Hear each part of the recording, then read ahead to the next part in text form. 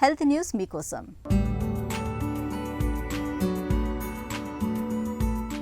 అన్నవాహిక, పెద్ద పేగులు, పొట్ట, ఇతర జీర్ణకోశ సమస్యల కోసం నిర్వహించే గ్యాస్ట్రో ఇంటెస్టైనల్ ఎండోస్కోపీ GIE-తో పెద్ద ఎత్తున గ్రీన్ హౌస్ వాయువులు, కర్బన ఉద్గారాలు వెలువడుతున్నట్లు తాజా అధ్యయనం తేల్చింది.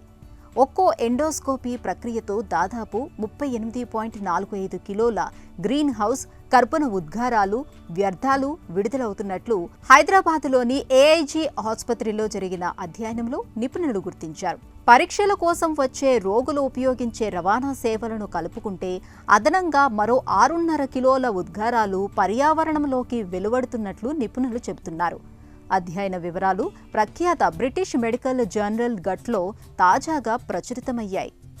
AIG ఆసుపత్రిలో 2023లో మే 29 నుంచి జూన్ 10 వరకు 3,244 మంది రోగులకు నిర్వహించిన 3,873 ప్రక్రియల ద్వారా విడుదలైన వ్యర్థాలను లెక్కగట్టారు. ప్రతి ప్రక్రియకు 4.94 కిలోవాట్ల విద్యుత్తు, 67.85 లీటర్ల నీటిని వినియోగిస్తూ ఉంటే 0.504 కిలోల వ్యర్థాలు, 38.45 కిలోల కర్బన ఉద్గారాలు, వ్యర్థాలు వెలువడుతున్నట్లు అధ్యయనంలో తేలింది. ఈ నష్టాన్ని తగ్గించడానికి ఇమేజింగ్ సాంకేతికత, బయోకెమికల్ మార్కర్ల వంటి ప్రత్యామ్నాయ మార్గాలను అన్వేషించాలి.